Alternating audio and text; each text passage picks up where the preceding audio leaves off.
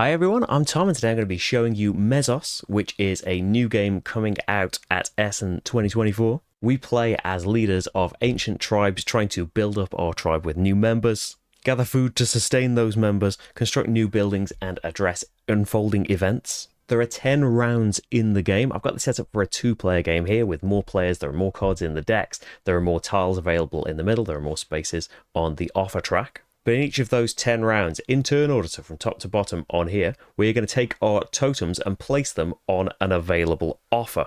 It's available if no one else is here. In games with more players, there are some that will give you food, but all of these spaces will allow us to take cards. It shows you how many cards you can take and where you can take them from, either the top row or the bottom row. So maybe I want to take someone from the top and the bottom. Now, there are 6 different types of cards that, as luck would have it, we've got on display over here. There are inventors. These have all got different symbols on them. You get, at the end of the game, points equal to the number of inventors times the number of different symbols you've got. There are gatherers. Now, events can happen and one of them can be sustenance. You have to pay a food for each of the people that you have. Gatherers give you a discount of 3 food each. Shamans have these star icons on them.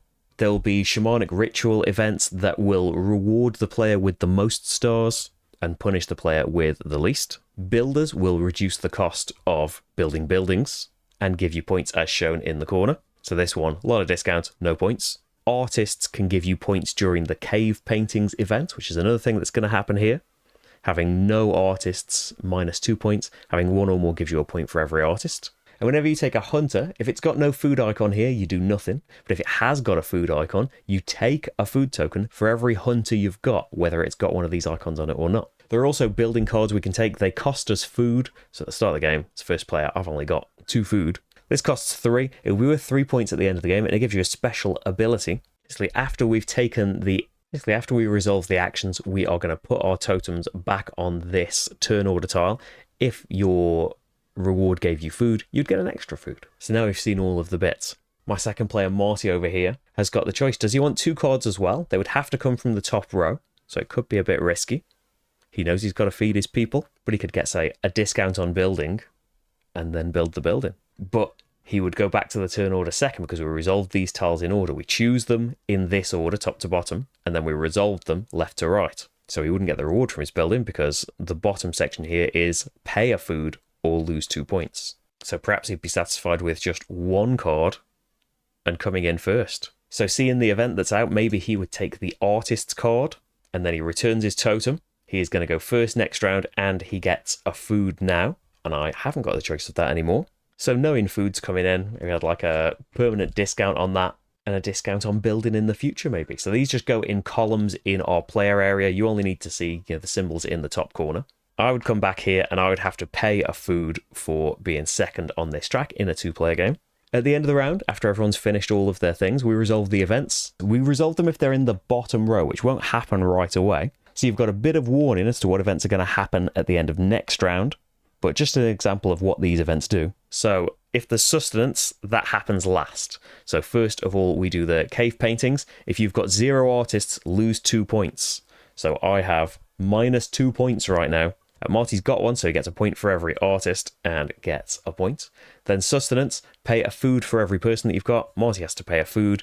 I have to pay 2 -3 because of my gatherers, so I don't have to pay anything. Then you discard any characters and events in the bottom row. If there were buildings here, they'd stay where they are. Then we move the character and event cards from the top to the bottom. And so now the events have moved to the bottom row. We know they're going to trigger at the end of next round. And we've got another round's warning for any new events that come out. And we fill the top up again with how we started. It's the number of players +4. So we can see the characters that are going to be available this time. And another event is going to happen. Then the one event we haven't talked about. This is Hunt. You get a food token and then a point for every hunter in your tribe. So Hunter might really be in demand this time. When you are setting up for a new round, as soon as you reveal cards from the next era, you discard any buildings in the bottom row, you move any buildings remaining from the top row to the bottom, and you place your new era's building cards now in the top. And so in era 2, we could be getting even more stars for the Shaman event. At the end of the game, this is worth 6 points +6 for every set of character cards that you've got.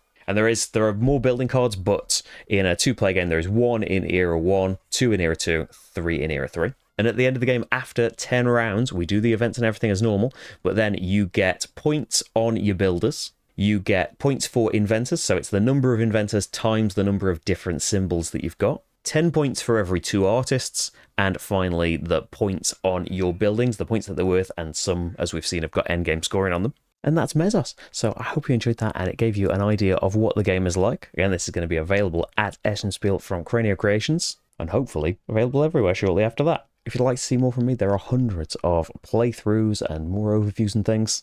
I hope you'll enjoy some of them. For now, though, thank you very much for watching, and I'll see you for the next game. Bye!